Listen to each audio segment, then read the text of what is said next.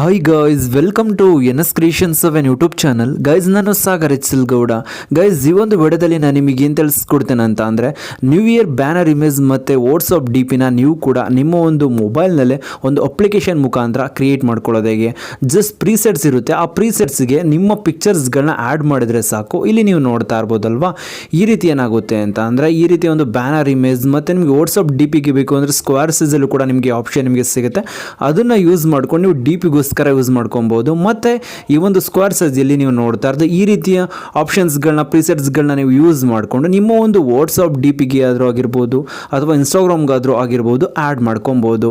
ಈ ರೀತಿ ಮಾಡಬೇಕು ಅಂದರೆ ನಿಮಗೆ ಒಂದು ಅಪ್ಲಿಕೇಶನ್ ಬೇಕಾಗುತ್ತೆ. ಇದು ಪ್ಲೇಸ್ಟೋರ್ನಲ್ಲೇ ಸಿಗುತ್ತೆ. Happy new year photo frame 2022 ಅಂತ ನೀವು ಸರ್ಚ್ ಮಾಡಿದ್ರೆ ಅಂದರೆ ಈ ಒಂದು ಅಪ್ಲಿಕೇಶನ್ ಸಿಗುತ್ತೆ.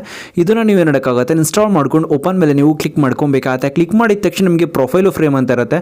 ಪ್ರೊಫೈಲ್ ಮೇಲೆ ಕ್ಲಿಕ್ ಮಾಡಿದ್ರಿ ಅಂದರೆ ವಾಟ್ಸಪ್ ಡಿ ಪಿಗೋಸ್ಕರ, ಫ್ರೇಮ್ ಮೇಲೆ ಕ್ಲಿಕ್ ಮಾಡಿದ್ರಿ ಅಂತ ಅಂದರೆ ನಿಮಗೆ 6:9 ರೇಷಿಯೋದಲ್ಲಿ ಸಿಗುತ್ತೆ.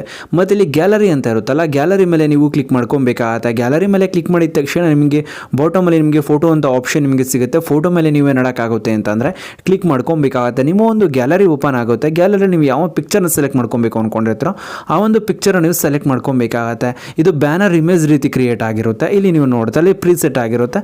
ಸೆಕೆಂಡ್ ಫ್ರೇಮ್ ಮೇಲೆ ಕ್ಲಿಕ್ ಮಾಡ್ಕೊಂಡಿದ್ದೀನಿ. ಈ ಫೋಟೋ ಅಡ್ಜಸ್ಟ್ಮೆಂಟ್ ಜಸ್ಟ್ ಸ್ಲೈಡ್ ಮಾಡ್ಕೊಂಡ್ರೆ ಸಾಕು. ಎಲ್ಲಿ ಪ್ಲೇಸ್ ಇರುತ್ತೋ ಅಲ್ಲಿಗೆ ನೀವೇ ನೋಡೋಕ್ಕಾಗತ್ತೆ. ಇದನ್ನು ಈ ರೀತಿ ಮೂವ್ ಮಾಡ್ಕೊಬೇಕಾಗತ್ತೆ. ಇಲ್ಲಿ ನೀವು ನೋಡ್ತಾ ಇರೋದು ಈ ರೀತಿ ನೀವೇ ನಡ್ಕೊಬೋದು ಅಂದರೆ ತುಂಬಾ ಸಿಂಪಲ್ಲಾಗಿ ಈ ಒಂದು ಫೋಟೋಸ್ ಎಡಿಟ್ ಮಾಡ್ಕೊಬೋದು.